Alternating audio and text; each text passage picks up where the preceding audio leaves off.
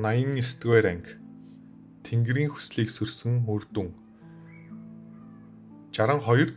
Тэнгэр минь бүгдийн халуун ширүүн харцсан дор ирэмбийн чулуун дээр нэрсийн донд шингэн гарч ирсэн лимин гэсэн хоёрхан үсэг нүд гялбом тодорч байлаа. 62 дугаар байр. Хоёр дахь шалгалтаараа тэр ихний 72-ийн дотор шууд нисэн орж иржээ. Тэнгэрийн ордонд нийт 72 хүн байдаг. Энэ нь лиминий хүч аль хэдийн тэнгэрийн ордонд ороход хангалттай гэсэн үг. 15 настай. 7 гүн ухааны тулааны ордонд орсноос хойш ердөө 1 сар болсон.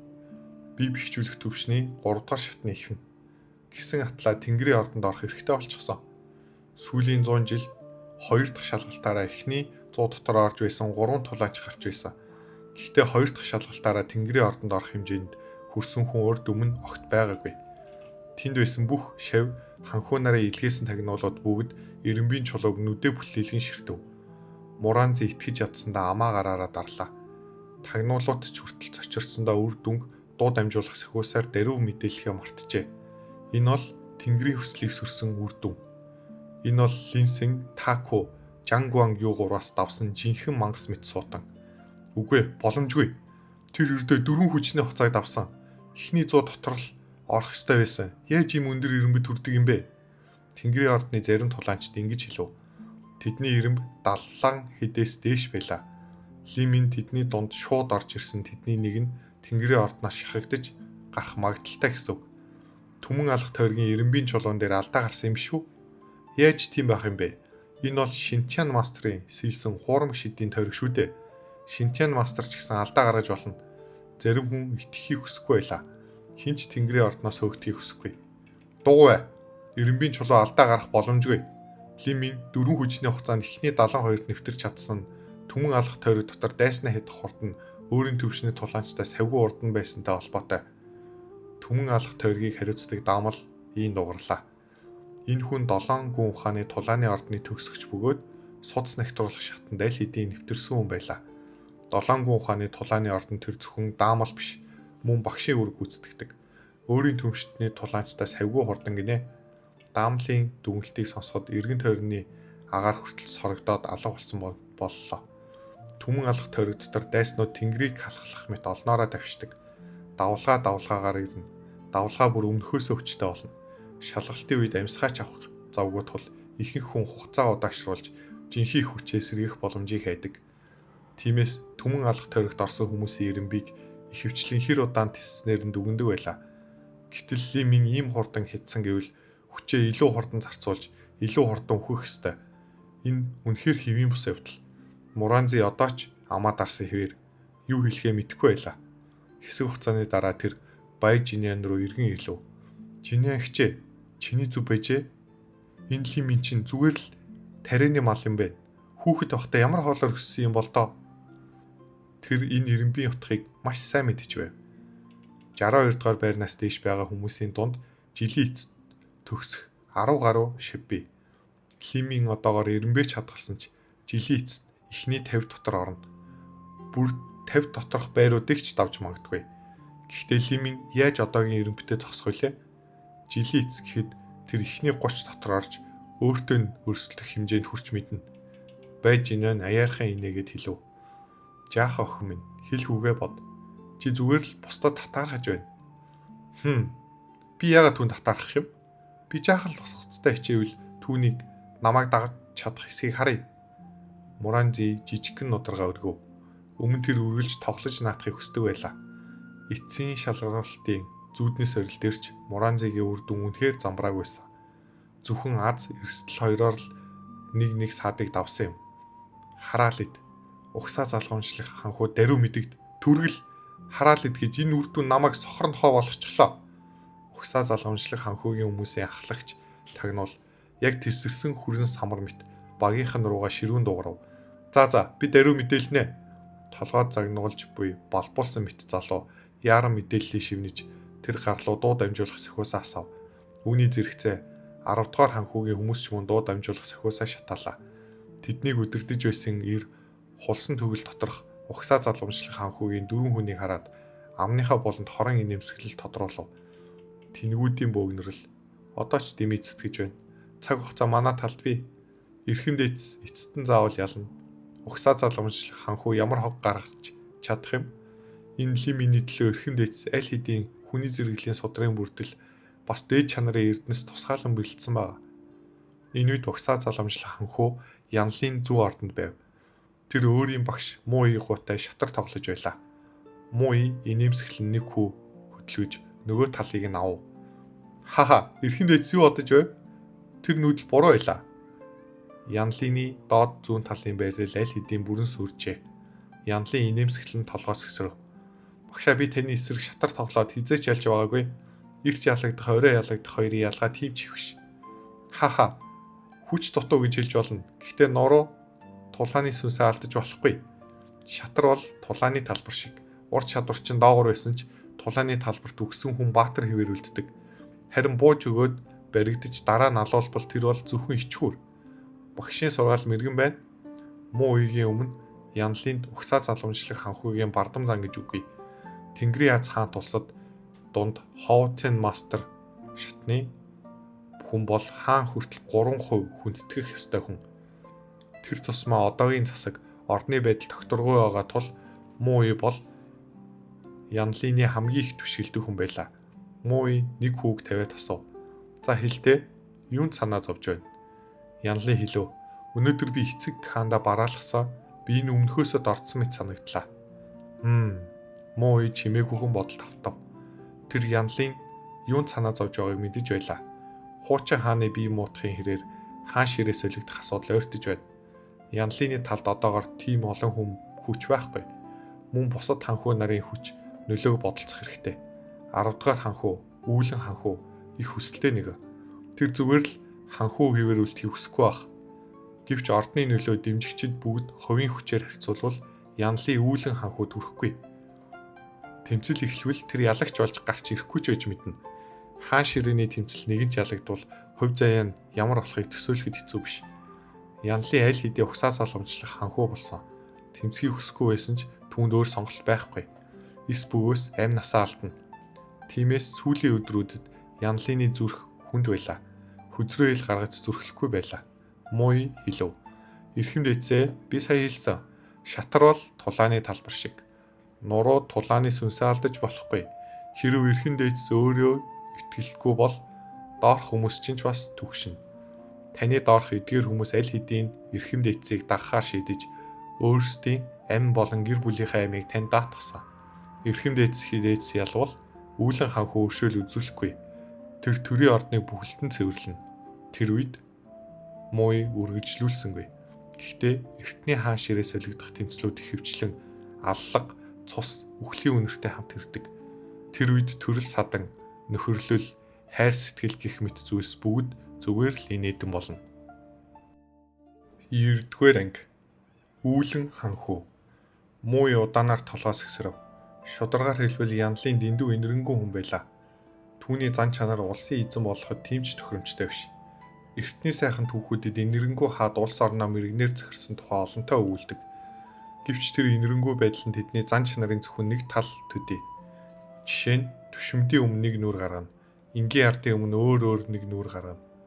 Дайсныхаа өмнө бүр өөр нүур гаргана. Алах ёстой үедээ тэд хизээч зөөлөн өршөөнгүй байдгүй. Хитрхийн найрсаг идэхгүй хүн хаан ширээн тохирдгүй. Янлын хэлв. Одоогийн 7 гүн ухааны тулааны ордны Эренбийн тулаанд нэг авьяастан оролцож байгаа болтой. Би Зишан болон бусдыг тийш нь явуулсан.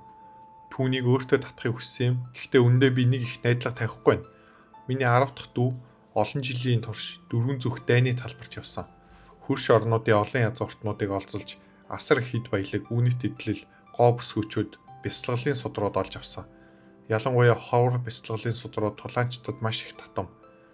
Миний өгч чадах зүйлс 10 дахь дүүгийнхтэй харьцуулахад юу ч биш байх.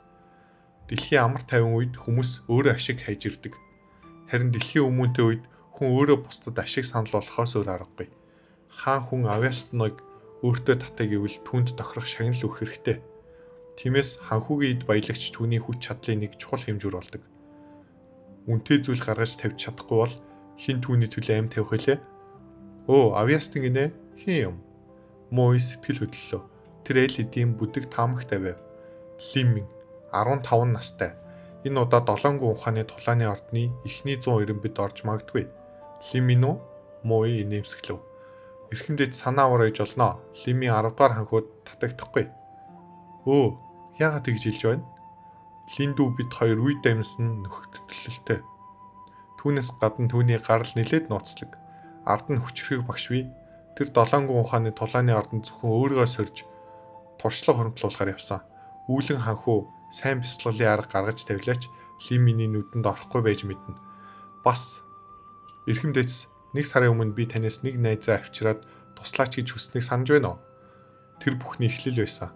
Мөн яг Долонгон ухааны тулааны ордны эсэлтийн шалгалтын өдөр. Түүнийг гүтгэж бараг шоронд хийх гэж байсан. Юу? Багшаа, та тэр хүн Лимин байсан гэж хэлэх гээд байна уу? Янлын хурдан сэтгэдэг тул Муи юу хэлэх гээд байгааг дэрүү ойлголоо. Муи нэмсгэлв. Хаха, тийм ээ. Тэр бол Лимин байсан. Хэдийгээр би Линдүүтэй олон уулзаагүй ч тэр бол шударга сайн хүн гэдгийг мэдэрдэг. Дохоо үед эрхэмдээс зогсаа залгамжлах ханхүүгийн тусламж тийм ч том зүйл биш байсан байж болно. Гэхдээ Лимин энэ ачийг санаж явах ёстой. Эрхэмдээс түүнийг бүрэн өөртөө татчих чадахгүй байлаач тэр үүлэн ханхүүгийн доор хүн болж эрхэмдээс эсрэг зогсохгүй. Энэ үнэхээр таатай гинтний мэдээ байна.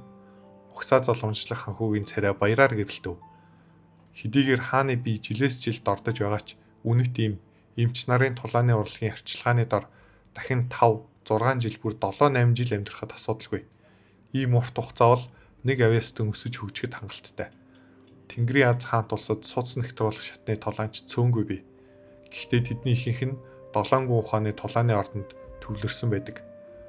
Бусад нь төрөөс цол хэрэгэм авсан бөгөөд үндсэндээ цэрэг айрам тариалагдана. Ханхүү нарын ашиглаж болох хүн улам бүр цөөрдөг. Учир нь хаан ширээ солигдох мэт булангартаа осонд хөл дүрхийг хүн бүр хүсдэггүй. Нэг л буруу талд бооцоо тавьбал аврагдах аргагүй болно. Янлины талд Муиг тооцохгүй бол ганцхан судас нэгтруулах шатны тулаанч бий. Тэр нь аль хэдийн 50 гарсан хүн. Харин Долонгон ухааны тулааны ордныг харвал Линсин бий. Тэр бие бэхжүүлэх төвшний 4-р шатны оргилд хүрсэн атлаа бодит тулааны хүчин судас нэгтруулах шатанд ойртжээ. Хэдхэн жил өхвөл тэр ч бас тэр төвшөнд хүрч чадна. Энэ Лиминий дараагийн Линсин болж чадна. Лимин бол Долонгон ухааны тулааны ордны хэдэн 10 жил нэг гарч ирэх ховор авьяастан гэж яригдж байгаа. Хэрв тэр нэг талд орвол нэг талын хүч нөлөөд нэг шат ахина. Тиймээс Лиминий төлөөх энэ өрсөлдөөн гаднаас харахад жижиг мэт боловч үүндээ маш чухал ач холбогдолтой байлаа. Яг энэ үед Янлины өмнө улаан дэл асав. Цэвэр алтлаг гэрэл. Яаралтай дуу дамжуулах сахиус. Эрхэмдэцээ Лиминий үр дүн гарлаа. Түүний ирэмб 62.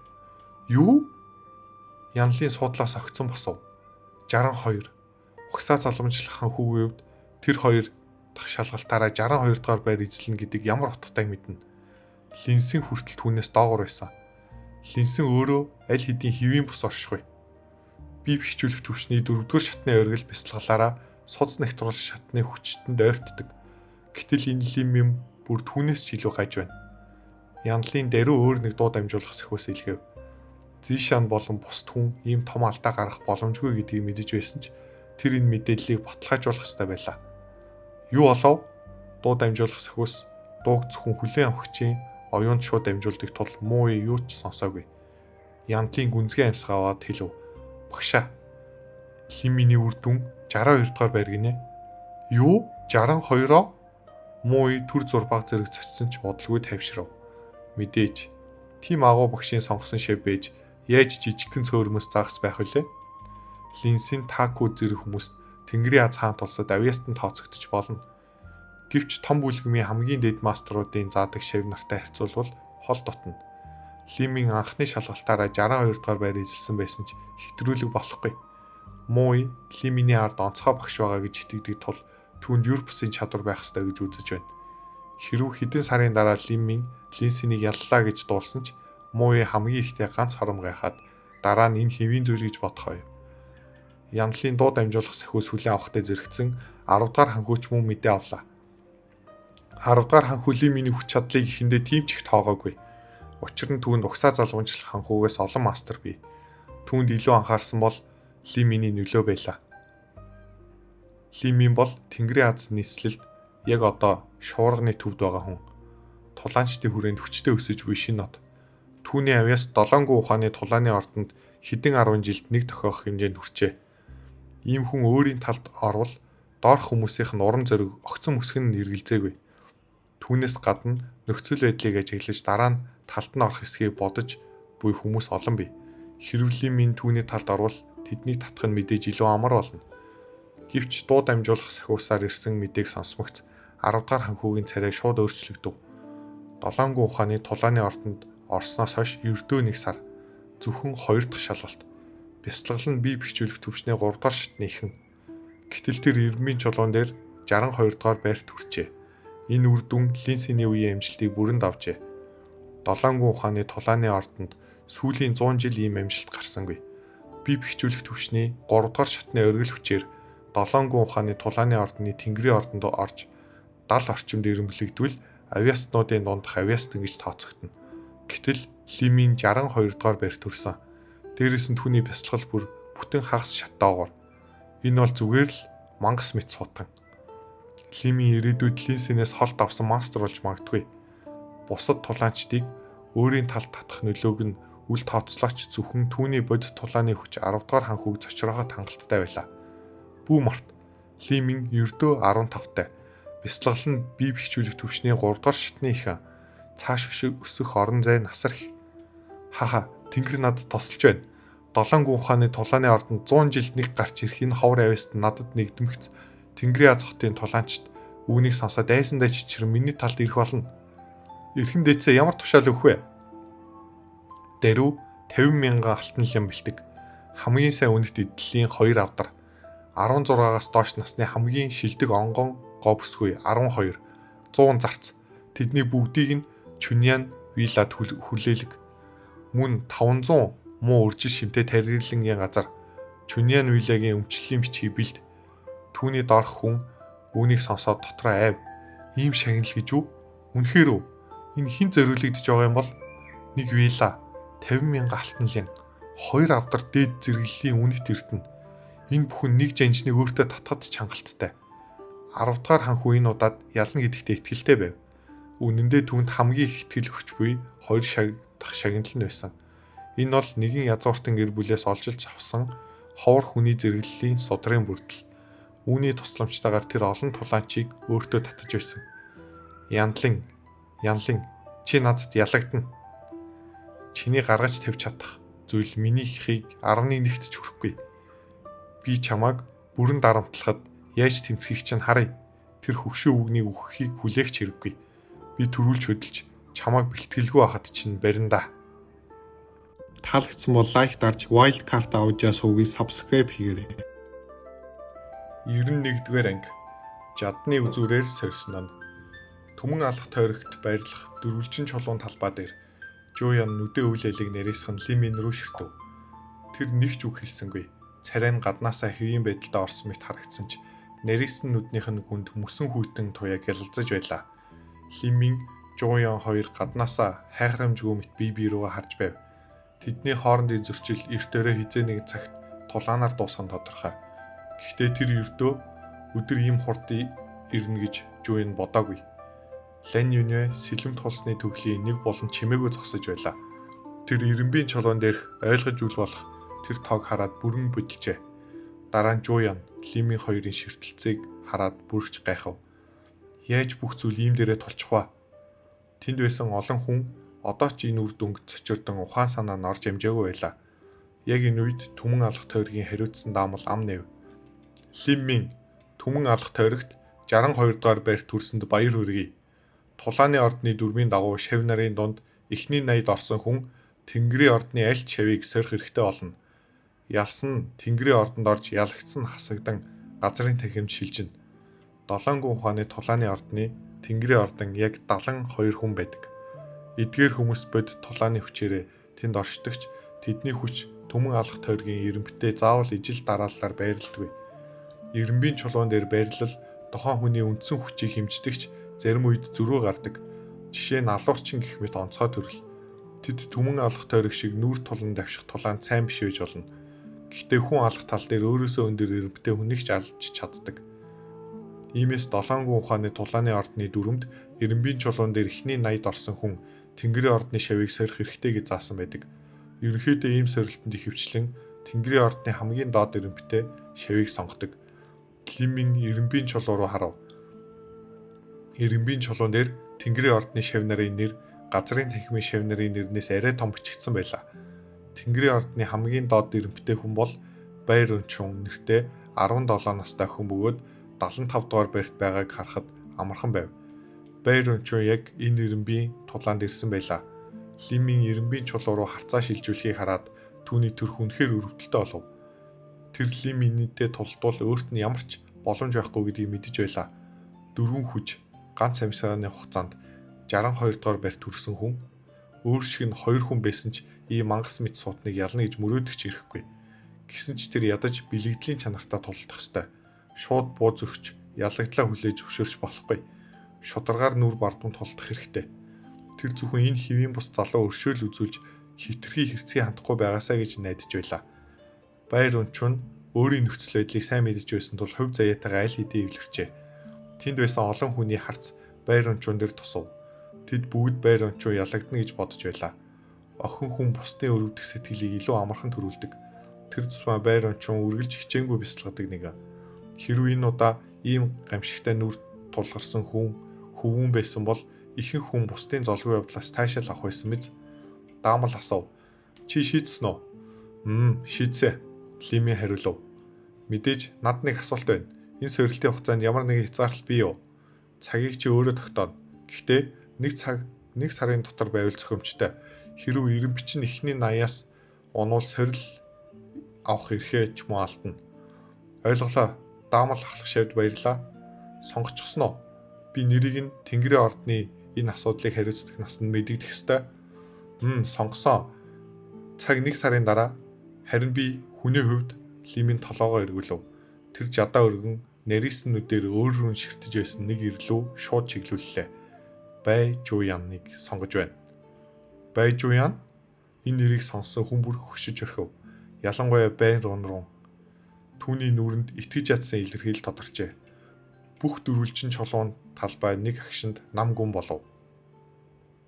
Лиминий сонгосон хүн Жуян гэж үү? Эхэндээ олон хүн өөрсдөө буруу сонссон гэж бодлоо. Гэвч Лиминий жадны үзүүр чиглэсэн газрыг харахад тэр үнэхээр Жуян руу зааж байв. Өдөө хатгалт. Жадны үзүүрээр сорих. Энэ бол ямар ч нуух зүйлгүй шууд өдөө хатгалт байлаа. 32 дугаар байрт ирэмлэгддэг Жуян. Энэ Лимийн хүмүүсийг гайхшруулахаа болох шинжгүй юм. Муранзигийн уралд таталцав. Энэ Лимийн зүгээр л галзуурчгаж дараа нь тэр аяархан бовтнов. Үгүй галзуу нь би юм байна. Хэрвээ Лимийн галзуу бөгөөд галзуу зүйл хийж галзуу гайхамшиг бүтээдэг бол тэр галзуу биш байл би л галзуу болж таарна. Байж инюун мөн гайхсан байлаа. Энэ Лимийн үнэхээр зөрөгтэй юм. Ямар их шийдэл вэ? Тэр 1 сарын дараа Жуяныг давхыг бэлтгэж байна. 62 дугаар байрнаас 32 дугаар байр хүртэл эрен битээшлэг тусам хэцүү байдал нь хэд дахин өсдөг гэдгийг мэд хэрэгтэй. 162-оос 132 руу ахих тийм хэцүү биш. Гэвч 62-оос 32 хүртэл ахих нь хэд дахин хүнд. Байж инюун өөрөө 65 дугаар байрнаас 26 дугаар байр хүртэл хүрэхэд бүтэн 1 жил зарцуулсан. Харахад өсөлт өндөр мэт боловч үндэ хязгаартай байлаа. Учир нь тэр жил түүний өмнө байсан 20 шав тулааны ордноос төгссөн.